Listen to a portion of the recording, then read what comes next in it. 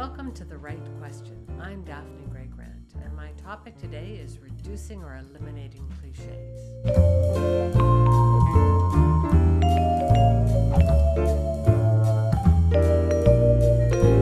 have a question from Judy Minkove calling from Baltimore. Here's what she's asked. I wanted to submit my question to you, how to avoid slipping cliches into your writing and how to find alternatives. I struggle sometimes with finding compelling metaphors that aren't overused, and sometimes my editor will say that it's a cliche, and I'm trying to think of an example, but I think something like going the distance or drawing a blank, as I am right now, for cliches. So I look forward to hearing your answer.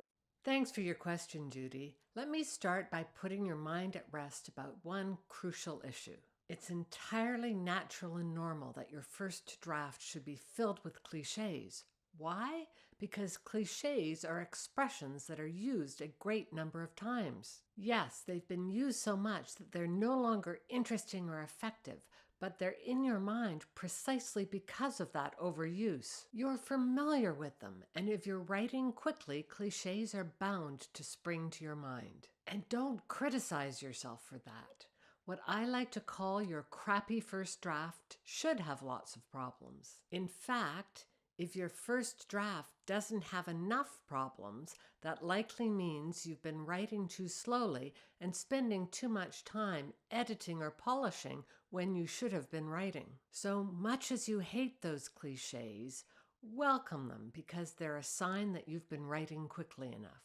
When I find myself spouting cliches, as I do, just like you, I write a note in square brackets afterwards saying cliche to remind myself to go fix them later when I'm editing. It's important to let go of any notions of excellence or achievement while you're writing. Instead, just write. The time to fine-tune your prose to make it sharper and better and more interesting is later when you're editing. And that's the time you should deal with cliches as well. So let me move to part 2 of your question.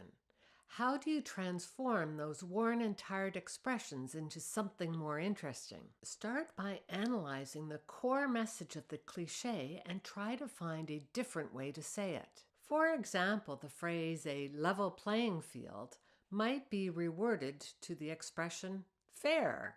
It's clearer, shorter, simpler, and not a cliche. Now, let's take a look at another of the cliches you mentioned, going the distance. First, ask yourself what you mean by that phrase. My hunch is that you're trying to talk about someone who's super careful or extra diligent or a very hard worker. Any of these words would be okay, and while they might sound boring to you, keep in mind that they're also clearer and less cliched than the phrase "going the distance." Sometimes, however, you might want to retain a cliche but tweak it slightly to make it more interesting. New Yorker writer Ken Auletta did that in a New Yorker profile of Elizabeth Murdoch, daughter of publishing mogul Rupert Murdoch. Here's a small example of what he wrote. Murdoch Sr., who is 81, abhors gossip about his successor. Like Charles de Gaulle, he cannot imagine death knocking on his door. The personification of death is an old trope and not one I'd encourage many writers to use. What saves it here is the splendid comparison to Charles de Gaulle. It took me by surprise. I wasn't aware that de Gaulle had been afraid of death. And do you see how that new fact instantly elevates what otherwise would have been a tired and dusty old cliche? I've included a link to the piece below. I've always enjoyed seeing cliches exploded, either by being replaced with fresher or more vital images, or by being explored in greater detail. How does that work?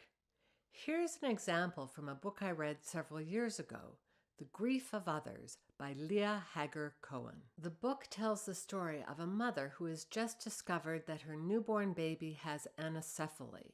She was born with part of her brain missing. Here is the sentence. Somewhere far away, too far for her to do anything about it, a train wreck was in progress. Tons and tons of metal collapsing on itself, whole compartments combusting, grass bursting into flame and smoking alongside the tracks. Of course, the phrase train wreck is a cliche, but doesn't that writing make it come to life? Clichés are clichés only if we use them mindlessly and fail to edit them. Finally, let me wrap up with a quote from the late British fantasy writer Terry Pratchett. The reason that clichés become clichés is that they are the hammers and screwdrivers in the toolbox of communication. Thanks for the question, Judy.